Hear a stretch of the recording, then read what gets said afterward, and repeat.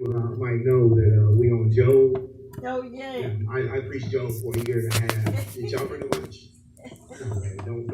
We'll have an mission. Oh yeah, we got to go to Holiday Resort. Yeah.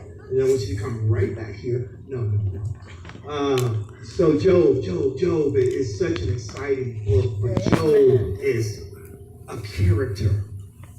Of faithfulness to God. Job is a character of trust to God. Job is a holding on to God. Amazing. Do you know we all gonna go through a test? Amen. If you ain't been through one, and if you are, you're still going through it. It's like this. If you're not coming out of a test, you're heading into one. Amen. If you're not heading into one, you might be in one already. Yes, sir. All going through a test. Amen. But the test, in just like in Job's case, the test that you're going through is not that God will know what you're going to do. It's so you will know. Yeah. See, God already knows. Oh, he knows our laying down and our getting up. He knows our coming in and our going out. He knows where every hair on our head, we're not going back to Brother Jenkins and the bald head, but he knows where those hairs are. God knows. But he needs you to know. Yeah. There's some tests I've been through in life. Some tests. And when I went through the test, then I realized where God had brought me to. There's some tests I went through and I realized where I needed to be and I wasn't. But the test was purposed by God. And just like Job's test was purposed by God. Chapter 1 talks about Job losing his livelihood. Oh, he didn't have an animal left. Everything was destroyed, even his kids. Amen. And Job said, the Lord giveth, and the Lord taketh away. Blessed is the name of the Lord. Yes. Job, steadfast, held to his integrity. You may tell you what integrity is, though. Integrity is when there's nobody around, but you still do the right thing. Amen. Amen. Integrity is doing right when there's nobody to pat you on the back. Integrity is doing right when you're not going to be rewarded. Integrity is doing right because God said it's right to do. Amen. That's Amen. true integrity. Amen. Job upon the first chapter went through all that, and it kept saying that he left one servant to come back and tell Job. Reason being is because the devil wanted to break him down. The devil's purpose was to break Job down and make Job curse God. See, the devil has a purpose in the trouble that he wants to bring to you. But understand that God has a purpose in allowing it to come your way because God's purpose is to raise you up. God's purpose is to strengthen you. God's purpose is that others may be encouraged, strengthened by you. Mm-hmm. Don't you know you're an example of the blessing of the Most High? Mm-hmm. Don't you know that God is able to brag on you because God already knows what is in you? Amen. Oh yeah, last week I asked you, can God brag on you? Mm-hmm. See, he was able to brag on Job because when the devil came, God already knew the devil wanted Job. And this is what God said. He said, have you tried my servant Job? Oh, I ain't going to spend a lot of time in one because that would be messing up two. Chapter 2. Minister Jenkins read the first 2 verses. And amazingly enough, you hear these words come over and over again. And again, there was a day when the angels, or it said in the first one a little different, but it kind of makes it plain in this one. It says the sons of God came to present themselves before God. And I told you, somebody asked me, well, doesn't that make Satan one of the sons of God? No. We're going to move on. No, he just had to present himself because, see, the devil don't have any power over God. And if God tells the devil to come and show himself, to explain himself, then guess what the devil got to do? Amen. He better come before God and present himself. Praise God. Amen. Praise God. It said, and Satan came also among them to present himself before God. You know, how wonderful it is that we are judged by God. Amen. Oh, I tell you, I don't want to be judged by men. Mm-mm. I don't want to be judged by devils. I don't want to be judged by Facebook. I just threw that in there. I don't want to be judged by what's popular. See, I want to be judged by God because God's judgment is true. God's judgment has no error. Oh, if he tells me, brother, if he tells me that I'm undone, then I'm undone. If he tells me that I need to come a little closer, then I need to come a little closer. Yes. God's judgment is true. It says, let all men be a liar, that God will tell the truth when he judges. Oh, praise God. God's judgment is correct. We were talking one time, and somebody was telling me that God would probably change his mind. Why would perfection ever change? Think about it. Why would he change to what? He's already perfect. Amen. Oh, let every man be a liar. Yeah. That God shall tell the truth when he judges. Verse 2 goes on to say this, and the Lord said unto Satan, from which cometh thou? The Lord already knew what he was doing, and I told you on last week, he said, going to and fro upon the earth. It didn't add in this, but it's there, seeing who I may destroy. Don't you know the devil has come to kill, steal, and destroy? See, there's no good purpose for him except for that. And the thing is that some people that serve him don't realize that the devil destroys all his children. Hold on, the devil drags his children into temptation, and when he has ruined them, then what he does is he torments them. Yeah, that don't sound good at all, does it? That don't sound like nothing we want to be a part of. But I mean, there's some that think they're serving him, and somewhere down the line, y'all heard of Satan whispers? Somewhere down the line, they think they're going to be blessed by Satan. When he drags them to ruin, he's going to torment them. But Job, he afflicted Job for a purpose, and that purpose was to curse God. God allowed it for a purpose, and that was to glorify himself. Amen. Oh, amen. Praise God. When we look at that verse 2, what we find is Satan having to answer to God, and 3 comes up, and it says this. Well, actually 2, it ends from going to and fro or walking up and down. 3 says, and the Lord said unto Satan, hast thou considered? See, at first he said, have you tried it? This time he says, have you considered my servant Job? He really goes right back over the same thing he went over Job in the first chapter, because he talks about Job being an upright man. He talks about Job being just, and the just shall live by faith. Faith in what? Faith in the word of God. The just shall live by faith. He talked about Job in a way because he said he's the greatest man in the East. And so Satan said the first chapter, if I take away his stuff. See, the first time he accused Job of this, that Job was greedy. That all Job wanted was the riches. That all Job wanted was the stuff. That Job was so happy with all the riches that God had put around him, that Job, once he lost that, would curse God. Well, he took away the stuff.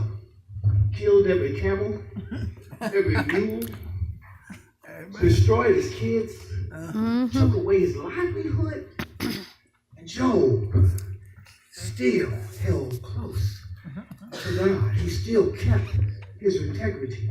So here's the devil in another situation. And he says, hast thou considered my servant Job, that there is none like him? Same conversation. A perfect and an upright man, one that fears God, hateth evil, and still. See, if God can save you still, I'm still holding on. I'm still not giving up. I don't care what I've been through. I don't care how I've been hurt. I don't care how they talked about me. I don't care I don't care what Facebook says. Amen. He said, and he's still. See, when you've been through something and you're still holding on, it's not a proof of our goodness, my brother. It's a proof of the grace of God. See, God right here is not talking about how wonderful Job is. He's talking about how marvelous his grace is. Don't you know grace? Grace is an undeserved favor. Grace is something that you haven't done anything for, but God is going to give you, woo, anyway. Amen. All right, church. Amen. Y'all sitting awful quiet. God is speaking there about his own grace. Mm-hmm. See, although the devil had asked to touch Job's stuff, God's grace was still there. Let me tell you a little bit about this grace thing. Psalm says this, Psalm says that grace comes in like a mighty river. Sin comes in like a mighty river. Grace comes in like a flood. No matter how high the devil raises a standard, the grace of God raises one higher. No matter how hard sin is, when you rely and depend on God's grace, you're always going to have more grace than sin. You're always going to have more victory than defeat. See, what happens is we start to look at ourselves, and in that we see a weakness. Because I know I'm not what I should be, because I'm not as strong as I need to be. But that's because, my brothers and sisters, we're relying on us. But when you rely on the Holy Spirit of God, I can do all things in Christ who strengthens me. Yes. Yeah. I can do all things. All things. Amen. See, we have a tendency not to look in the right place for the help that we need. Yes. See, God is all powerful. What we do is we look at our problems and we make them a God. He's so quick. Yeah. Boy, I can say my next word. He had it worked out. Woo, young man. Amen. We look at the problem. We do not see how we can figure it out. We don't see how we can defeat that giant. And what we do is we make it even bigger. We make it a God in our lives because we just gave it more power than we gave God. Mm-hmm. Oh, I tell you, church. Many a time I face situation, drug addiction. Drugs, I couldn't do anything with. I could teach the class of drug addiction, but me personally in my life, I couldn't say no. I was defeated. And then it became a giant in my life because I didn't realize or I didn't think of the fact that God is all powerful. Yeah. But when I did, and all I did was call on him, and he came right in. He took the taste out of my mouth. I'm not going to a testimony on this because it would take too long for me to tell you how good God is. Amen. For me to tell you that I'm so thankful that he cared enough about me Amen. Yeah. to change my life Yeah. Amen. for his glory. For his glory. Yes. See, he didn't do that because I was so smart and wonderful and, any of that. He did it for his glory. Yes. That he could receive glory, not only from me, but there's a whole lot of other people start glorifying him too, because they knew how sick I was. Right, that right, Mama? They knew how bad off I had to get a witness. They know how bad off I was. They know. But yet still, the power of God, the change that God made. Oh, I know there's some more witnesses out there. I know there's some witnesses out here that can talk about when God changes, you change. Amen. Yes. I know. Well, it don't matter what is alcohol. It don't matter what is drugs. It don't matter what is righteous living. It don't matter. It don't matter. No, it don't. God Don't matter. is all powerful. Yes. He said, as I consider myself in Job, he's perfect fear, hate evil, still he holds fast to his integrity. although you moveth me against him. Do you know the devil can't move God? Can't nobody move God. But God allowed this for his purpose. Do you know some of the things we go through, some of the troubles that we face, not to destroy us, is to build us up. Not to break us, but to make us. Not to crush us, but to shape us. Amen. Oh, I tell you, he is the potter, we are the clay. Amen. And in the potter's hands, we are shaped by his will. Yes. Do you know God can make you a vessel? I learned a long time ago, that's all I am is a vessel. Amen. But what I had to become is I had to become an empty vessel. See, I filled myself up with a bunch of nonsense. I had filled myself up with what I thought was street knowledge. I filled myself up with a bunch of conceit. I filled myself up with a bunch of, Yes. and I had to become an empty vessel Yeah. Amen. that God could fill it up. Amen. Ooh-wee. See, we can't make ourselves. Yeah. Let God make you. Amen. Let God make you. Amen. Let God. Oh, yes. Hallelujah. Thank you. This is verse 4. It says, and Satan answered the Lord and said, come on now, skin for skin. Skin for skin. Yea, all that a man hath will he give for his life. Listen to what he just said about old Job. Something that most men have a problem with, self-preservation. The fact that the skin is so important to me. Yeah. I'll do anything to keep it from being hurt or damaged. It's falling apart a little bit. I'll do anything to keep it muscular. It's getting weaker every day. I'll do anything to adorn this body. It's just dust, baby. I'll do anything. It ain't nothing but dirt. Right? Amen. We're going to dress up some dirt. Oh, hallelujah. You don't believe that. Find out where he took Adam from. Amen. He ain't built him out of he built him out of dirt. We just dust. He said about Job here, he says that Job had a self-love, self-preservation. He also accused Job of being wholly, shall I say, totally selfish. Oh, once were we like children. Do you know the one thing about a child is you don't have to teach them how to be selfish? Ain't that one of those natural occurrence? Yeah, it comes along with the original sin. Selfishness, yeah. Here's what he says about Job. That's what he's accusing us of. See, the devil ain't changed in his accusation. I tell you, the first parents, what did he tell them? God don't want you to eat of that fruit because then you'll become like him.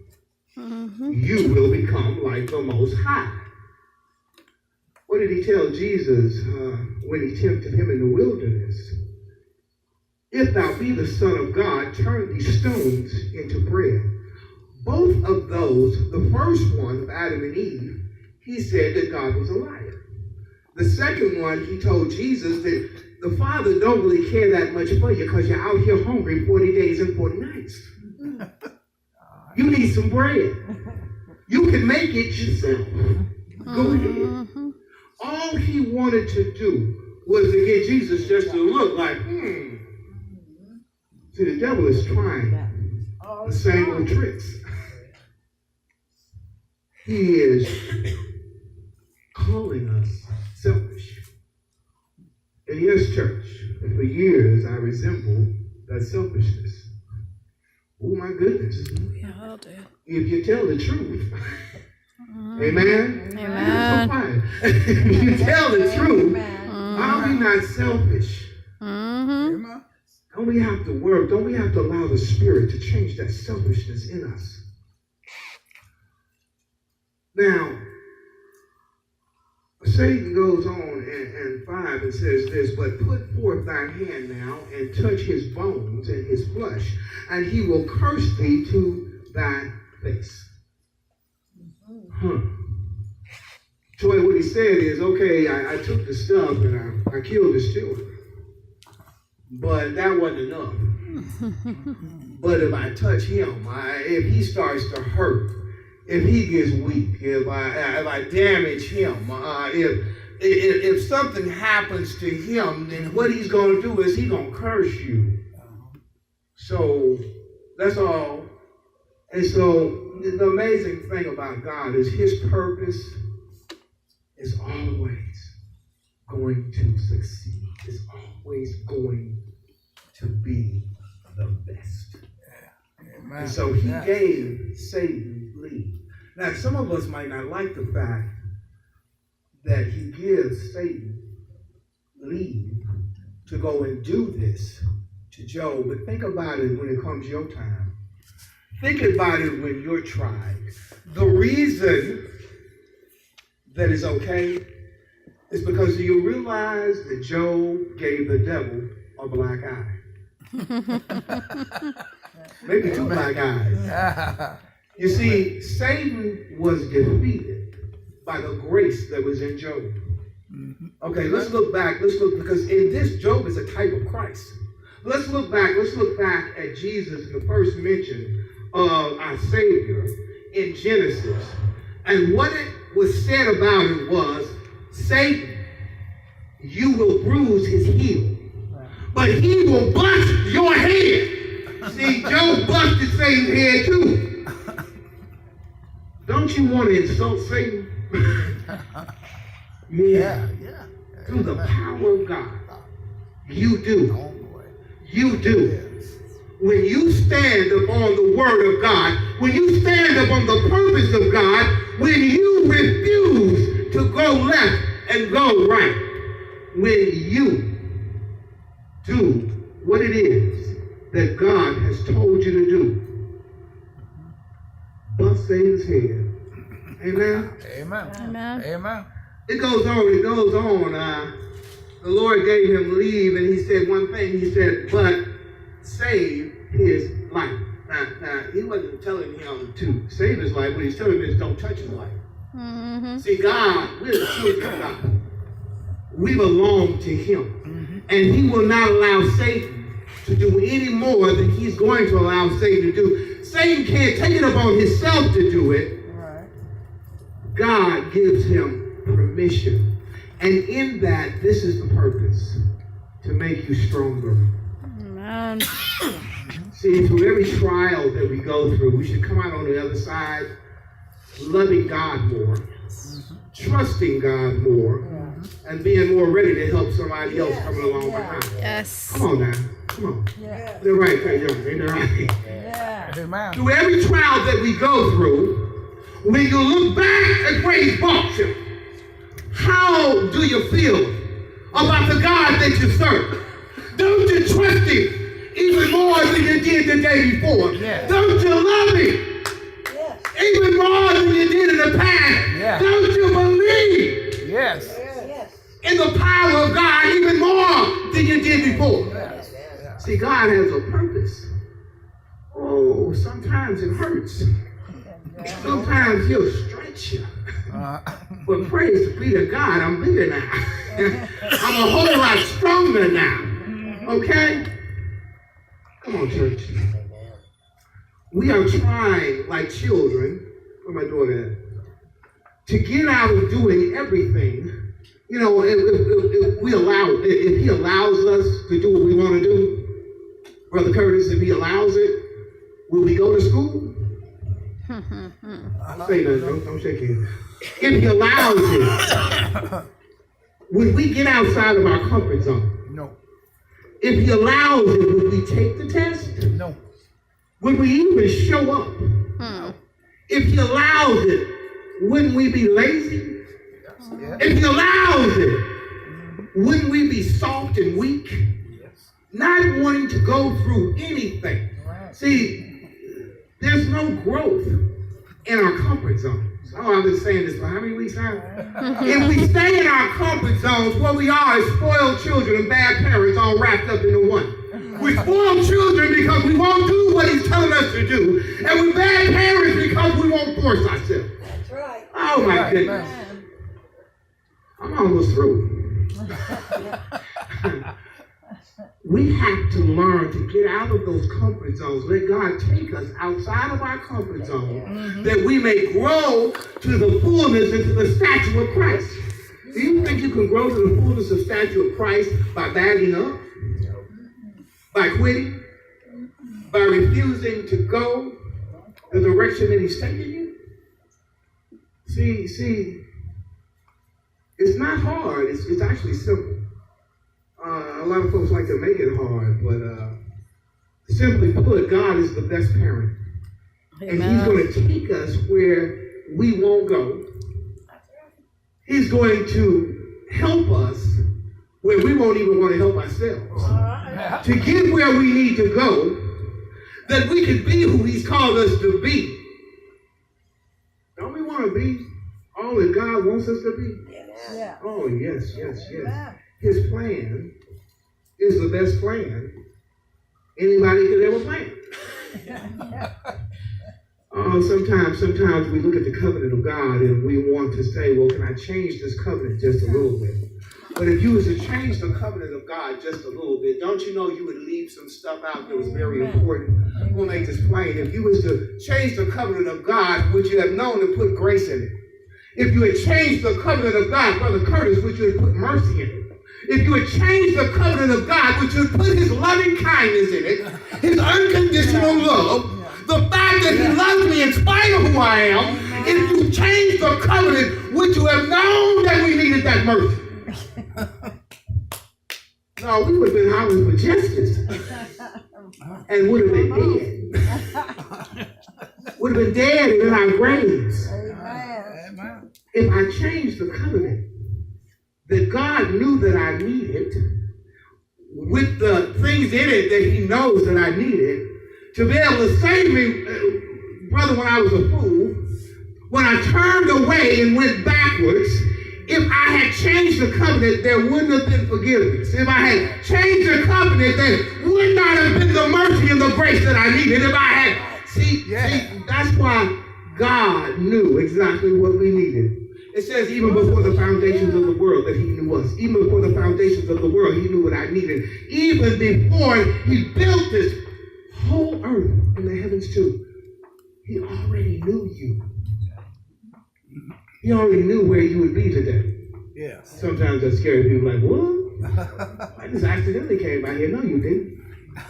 He knew you'd be here. He knew. Yeah, Praise be to God. Amen. Verse 7 goes on like this.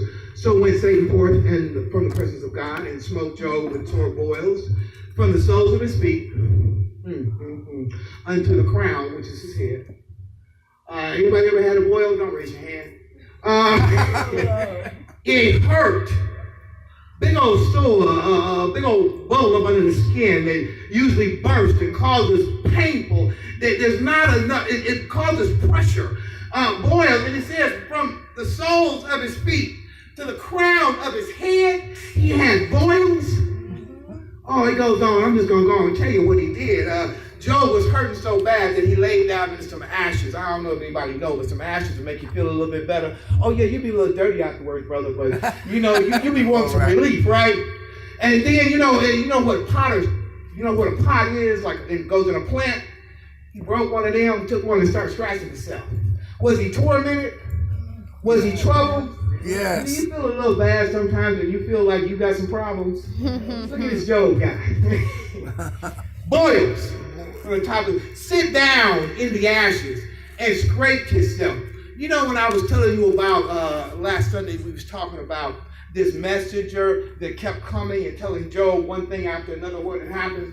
Well, Job, do you know his kids was killed?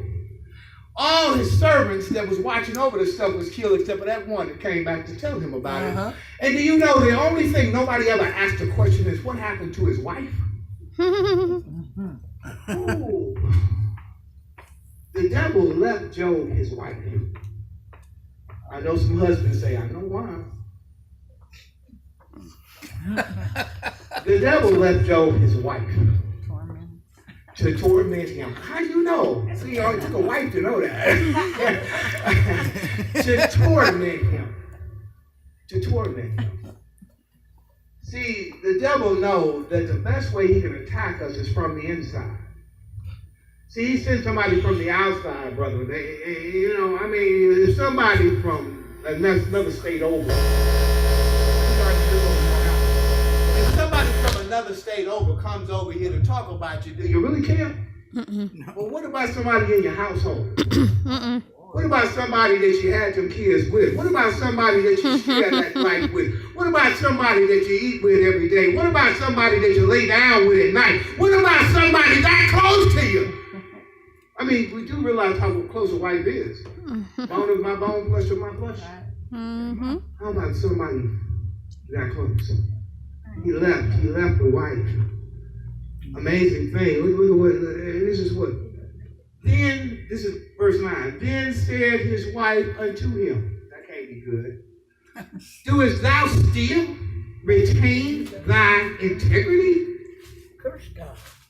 She said, curse God and die. That's what the devil left her for. Just to torment. The devil feeling like this is the last straw. He ain't gonna be able to handle this. Let's look at what old wise Job said. But he said unto her, thou speakest as one of the foolish women speaking. You know, Job passed the test I couldn't have passed. Let's think about this. You know, I'm guilty. Okay? Sometimes I lose my temper. And I usually lose it toward the one who loves me the most, that's be there for me all the time. You know? I usually lose it with the wife that's closest to me. And I find myself, now maybe I'm not cursing her, but I find myself talking kind of harsh to her. Job taught me something here. Job didn't say, woman, you're a fool. Job says, you speaking like one of those foolish women. Do you know how blessed that is? Better say, honey, stop acting like them folk. That's all.